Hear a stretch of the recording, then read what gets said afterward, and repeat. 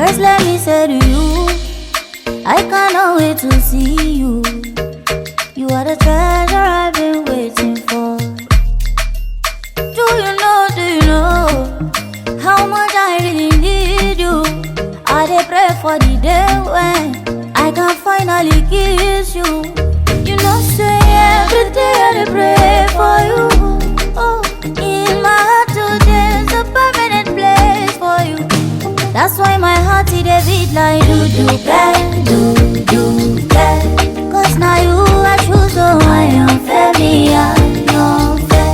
I sing for you wanna be like do. Baby now you I go pick up, I am fair, me I am fair. But there we go. See I may not give the world to you, but I'll give you what I have. Oh baby, oh, you are my angel, oh.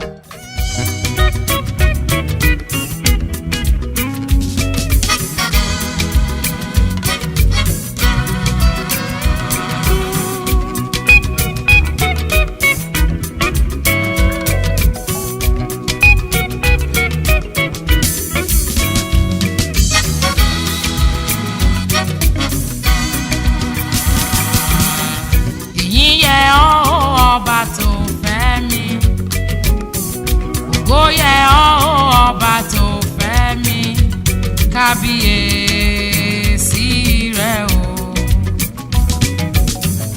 Ìyìn yẹ ọba tó fẹ́ mi. Ògo yẹ ọba tó fẹ́ mi. Kábíyèsí rẹ o.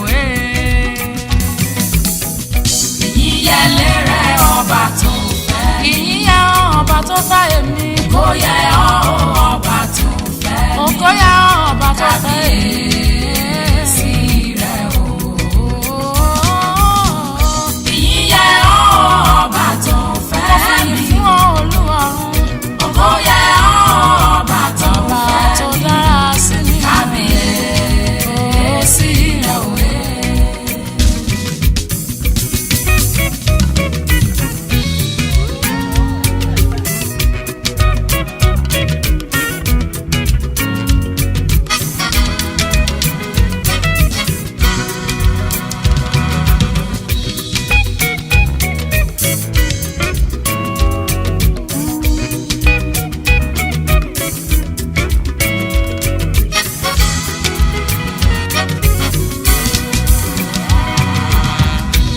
Ó gbà mí lọ́wọ́ ikú, ọ̀rẹ́ mi òtítọ́.